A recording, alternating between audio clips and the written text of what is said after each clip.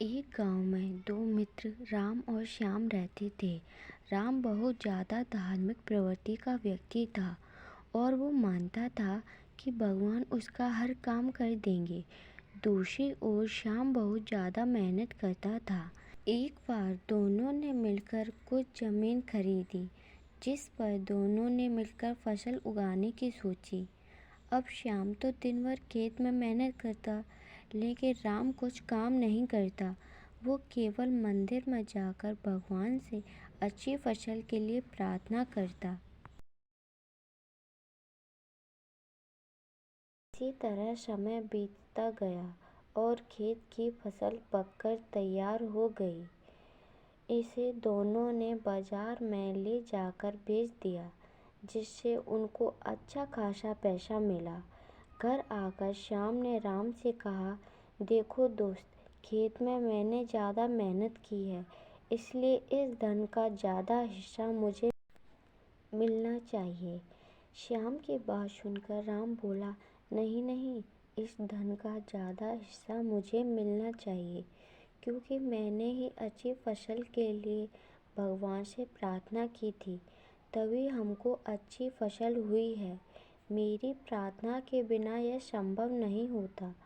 इसी बात को लेकर दोनों गांव के मुखिया के पास चले गए। मुखिया ने उन दोनों की बात सुनकर कुछ सोचा और दोनों को एक एक बोरा चावल का दिया, जिसमें कंकड़ मिले हुए थे, और कहा कि तुम दोनों को इनमें से चावल और कंकड़ अलग अलग करके लाना है, तभी मैं निर्णय करूँगा कि फसल के धन का ज़्यादा हिस्सा किसको मिलना चाहिए। दोनों दोस्त चावल की बोरी लेकर अपने घर चले गए। श्याम ने तो रात भर जाकर चावल और कंकड़ को अलग कर दिया। राम अपनी आदत के अनुसार चावल की बोरी को मंदिर में लेकर गया और भगवान से इसे साफ करने में मदद मांगी। भगवान से इसे साफ करने की प्रार्थना करके आराम से सो गया। अगले दिन सुबह श्याम चावल और कंकड़ को अलग अलग करके उसे मुखिया के पास लेकर चला गया। राम भी बोरी को मंदिर से उठाकर वापस मुखिया के घर ले आया। राम को पूरा भरोसा था कि भगवान ने उसका काम कर दिया होगा। राम ने भी पूरे आत्मविश्वास के साथ अपनी बोरी खोली, लेकिन उसकी बोरी में वैसे के वैसे चावल में कंकड़ पत्थर मिले हुए थे, बिल्कुल साफ नहीं किए।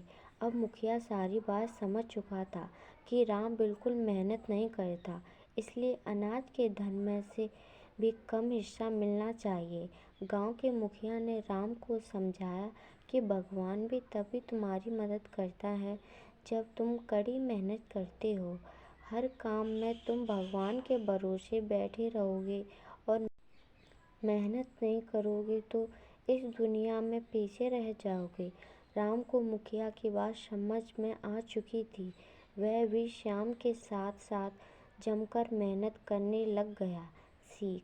दोस्तों, इस कहानी से हमें यह सीख मिलती है कि भगवान से प्रार्थना करना ठीक है, लेकिन इस साथ ही साथ हमें कड़ी मेहनत भी करनी है।